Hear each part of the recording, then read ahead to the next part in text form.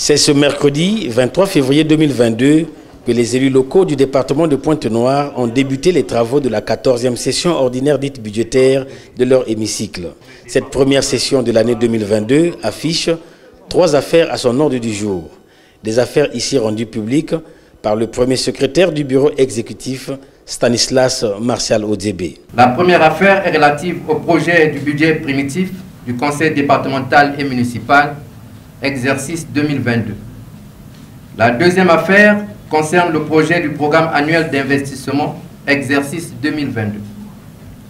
La troisième affaire, quant à elle, concerne le projet de délibération autorisant le bureau exécutif à signer un contrat de bail amphithéotique administratif avec la société NG Soparfi Group SA. Stanislas Martial Odzébé a tout aussi annoncé les 2 communications qui seront tenues au cours de cette session par le représentant de l'État à Pointe-Noire sur le fonctionnement des services départementaux à Pointe-Noire et de la directrice départementale des soins et services de santé sur l'évolution de la pandémie à coronavirus et la poursuite de la campagne de vaccination liée à cette maladie précitée.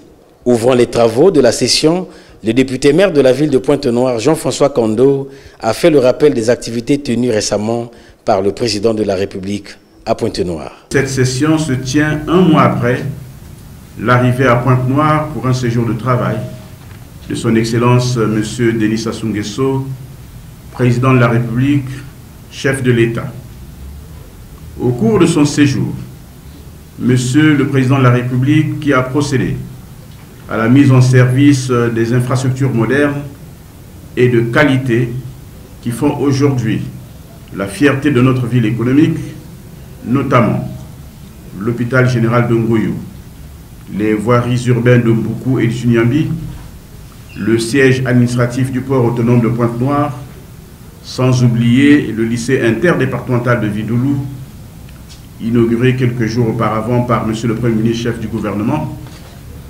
Je saisis cette circonstance pour traduire à son Excellence, M. le Président de la République, chef de l'État, et à son gouvernement, l'expression renouvelée de la reconnaissance infinie des Ponténégris et des Ponténégrins. Aussi, l'occasion me paraît propice d'adresser à nos populations toutes nos félicitations et nos remerciements pour l'accueil chaleureux réservé au groupe présidentiel. En ces temps difficiles, tous les acteurs des services municipaux doivent faire appel à l'imagination créative, à la combativité, à l'exigence du travail, mais surtout à l'éthique, a conclu Jean-François Kando.